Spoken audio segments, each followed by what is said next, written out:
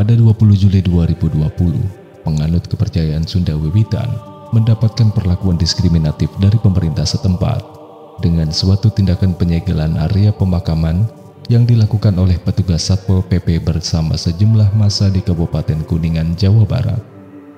Penyegelan ini dilakukan lantaran bangunan pemakaman penganut Sunda Wiwitan dianggap sebuah tugu oleh pemerintah setempat karena adanya bangunan dari batu yang menjulang, sehingga perlu adanya surat IMB atau izin mendirikan bangunan. Selain itu juga pemerintah setempat mencurigai para penganut Sunda Wiwitan menyembah batu. Benarkah demikian? Pada video ini, kita akan fokus membahas Sunda Wiwitan dan mencari tahu di mana letak kesesatan mereka, atau jangan-jangan kita yang tidak tahu dasar falsafah mereka, kemudian menyesatkannya. Jika ada informasi yang salah dan tidak lengkap, sahabat bisa tuliskan di kolom komentar. Kami berharap ini bisa menjadi pembahasan utuh. Indonesia sebagai negara heterogen tentu memiliki banyak sekali tradisi dan budaya, bahkan agama serta kepercayaan turun-temurun. Kita pernah membahas tentang kapitayan dan kejawen sebagai bagian dari heterogenitas kehidupan berbangsa kita. Sunda Wiwitan tidak kalah menarik untuk kita bahas, karena bagian dari kekayaan intelektual bangsa yang mesti kita ketahui bersama. Sunda Wiwitan ialah ajaran agama dengan unsur monoteisme purba yang memiliki konsep kepercayaan tertinggi terhadap Sang Pencipta yang Maha Kuasa yang tidak berwujud dan disebut Sahyang Kersa yang setara dengan Tuhan yang Maha Esa. Ajaran ini disebut sebagai kepercayaan pemujaan terhadap kekuatan alam dan arwah leluhur yang bersatu dengan alam, yang dianut oleh masyarakat asli suku Sunda. Penganut ajaran ini dapat ditemukan di beberapa desa di Provinsi Banten dan Jawa Barat, seperti orang Kanekes di Kabupaten Lebak, Banten, dan sebagian kecil orang Cipta Gelar di Kabupaten Sukabumi. Menurut penganutnya, Sunda Wiwitan merupakan kepercayaan yang dianut sejak lama oleh orang Sunda sebelum datangnya ajaran Hindu dan Islam. Dalam perjalanannya, Sunda Wiwitan terbagi menjadi beberapa aliran, seperti Madraisme dan agama Buhun. Ajaran Sunda Wiwitan terkandung dalam kitab Sahyang Siksa Kandang Karesian, sebuah kitab yang berasal dari zaman kerajaan Sunda yang berisi ajaran keagamaan dan tuntunan moral, aturan, dan pelajaran budi pekerti. Kitab ini disebut Kropak 630 oleh Perpustakaan Nasional Indonesia. Berdasarkan keterangan Kokolot Tetua Kampung Cikesik, orang Kanekes bukanlah penganut Hindu ataupun Buddha, melainkan penganut animisme, yakni kepercayaan yang menghormati arwah leluhur. Hanya dalam perkembangannya, kepercayaan orang Kanekes ini telah dimasuki oleh unsur-unsur ajaran Hindu dan sampai pada ajaran Islam. Dalam cerita Parahyangan, kepercayaan ini disebut sebagai ajaran Jati Sunda. Penganut ajaran Sunda Wiwitan sangat terbuka dengan ajaran mereka, tapi meskipun begitu, masih ada kecenderungan negatif yang mereka dapatkan dan ketidaktahuan masyarakat tentang ajaran mereka. Seperti tragedi penyegelan situs pemakaman ini adalah bukti ketidaktahuan mereka tentang ajaran Sunda Wiwitan. Seorang tokoh penganut Sunda Wiwitan yang bernama Juwita Jati Kusuma Putri menyatakan bahwa bangunan tersebut bukanlah tugu, tidak digunakan sebagai tempat pemujaan ataupun sesembahan. Bangunan tersebut sejatinya adalah tempat pemakaman bagi penganut agama Sunda Wiwitan yang sudah ada di sana selama bertahun-tahun lamanya, di mana ajaran Sunda Wiwitan sendiri sudah lebih dulu ada bahkan sebelum agama lain masuk ke tanah Sunda. Pada buku kebudayaan Sunda Suatu Pendekatan Sejarah, kekuatan tertinggi berada pada Sahyang Kersa atau yang Maha Kuasa, atau Nu Kersaken yang menghendaki. Dia juga disebut sebagai Batara Tunggal atau Tuhan yang Maha Esa, Batara Jagat, penguasa alam, dan Batara Sedaniskala atau yang gaib. Dia bersemayam di Buana Nyungcung. Semua dewa dalam konsep Hindu seperti Brahma, Wisnu, Siwa, Indra, Yama, dan lain-lain tunduk kepada Batara Sedaniskala. Ada 3 macam alam dalam kepercayaan Sunda Wiwitan, seperti dalam pantun mengenai mitologi orang Kanekes. Buana Nyungcung, tempat bersemajam Sang Hyang Kersa yang letaknya paling atas. Buana Pancatengah, tempat berdiam manusia dan makhluk lainnya, letaknya di tengah. Buana Larang, neraka, letaknya paling bawah. Antara Buana Nyungcung dan Buana Pancatengah terdapat 18 lapis alam yang tersusun dari atas ke bawah. Lapisan teratas bernama Bumi Suci Alam Padang, atau menurut Keropak 630 bernama Alam Kahyangan atau Mandala Hyang. Lapisan alam kedua tertinggi itu merupakan alam tempat tinggal Nyipo Haji Sahyang Asri dan Sunan Ambu. Sang Hyang Kersa menurunkan 7 batara di Sasaka Pusaka Buana. Salah satu dari 7 batara itu adalah Batara Cikal, paling tua yang dianggap sebagai leluhur orang Kanekes. Keturunan lainnya merupakan batara-batara yang memerintah di berbagai wilayah lainnya di tanah Sunda. Pengertian menurunkan batara ini bukan melahirkan tetapi mengadakan atau menciptakan. Kita sudah memahami bahwa suatu ajaran dari suatu agama senantiasa mengandung unsur-unsur yang tersurat dan tersirat. Unsur yang tersurat adalah apa yang secara jelas dinyatakan sebagai pola hidup yang harus dijalani. Sedangkan yang tersirat adalah pemahaman yang komprehensif atas ajaran tersebut. Ajaran Sunda Wiwitan pada dasarnya berangkat dari 2 prinsip, yakni cara ciri manusia dan cara ciri bangsa. Cara ciri manusia adalah unsur-unsur dasar yang ada di dalam kehidupan manusia.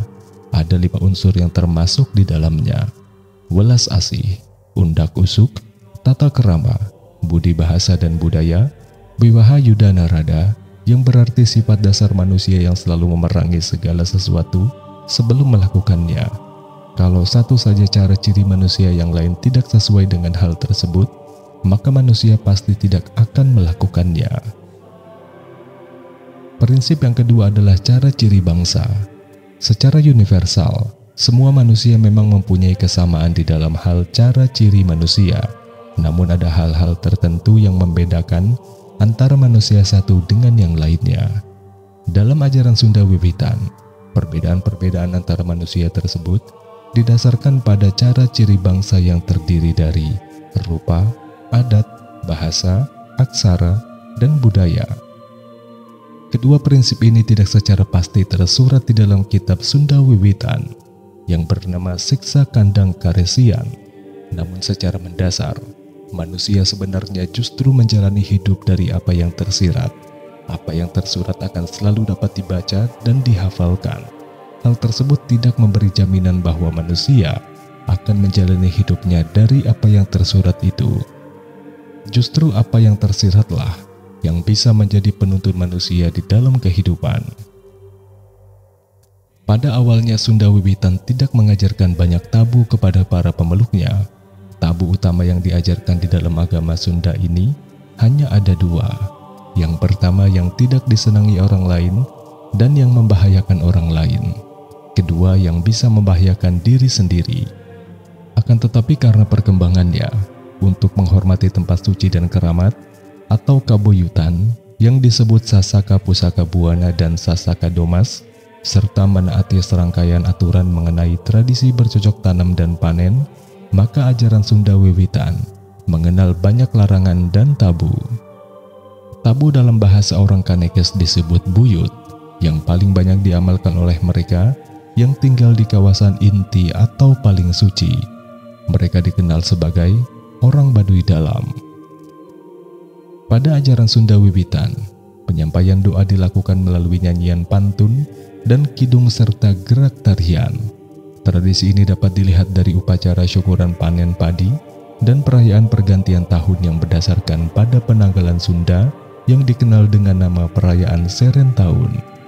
Di berbagai tempat di Jawa Barat, Seren Tahun selalu berlangsung meriah dan dihadiri oleh ribuan orang.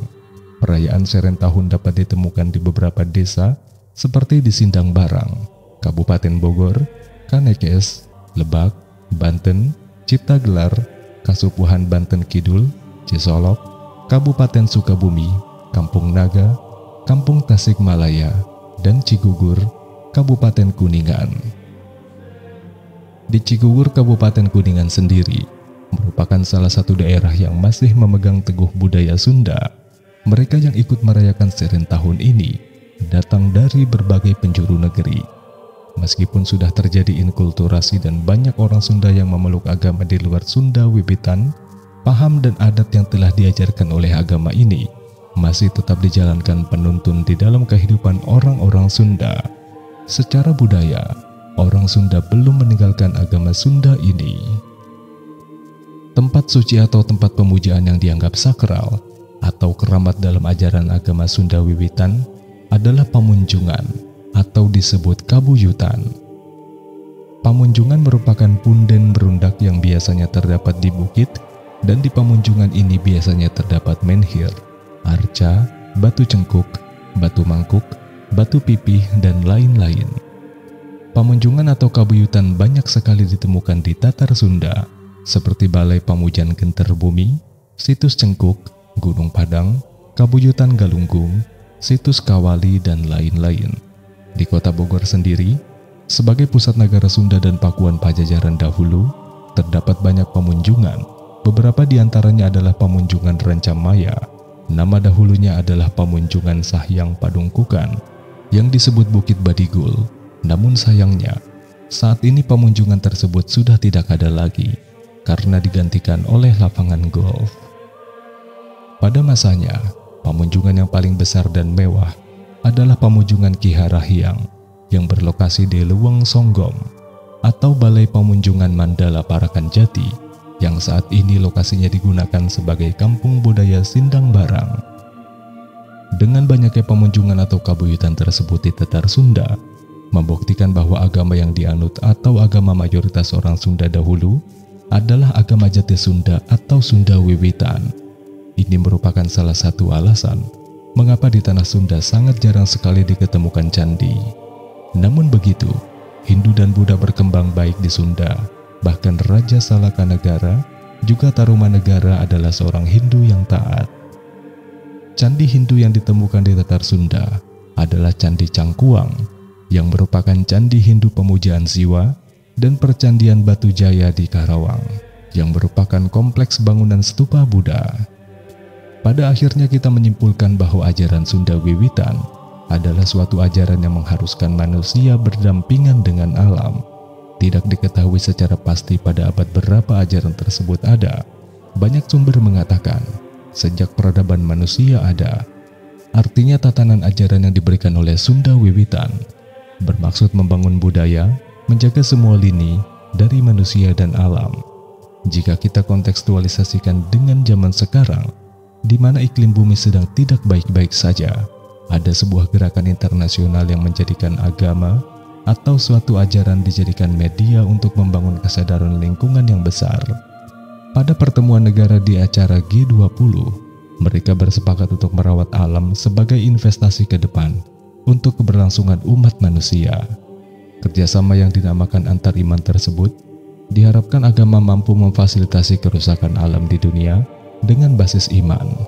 Hal ini kami kira sama dengan semangat ajaran Sunda Wiwitan dalam menjaga kelestarian dan kerukunan bagi kehidupan yang stabil dan berkepanjangan. Wallahu a'lam bishawab. Terima kasih sudah menonton video ini sampai selesai. Jangan lupa tonton video bermakna lainnya dari channel ini. Wassalamualaikum warahmatullahi wabarakatuh.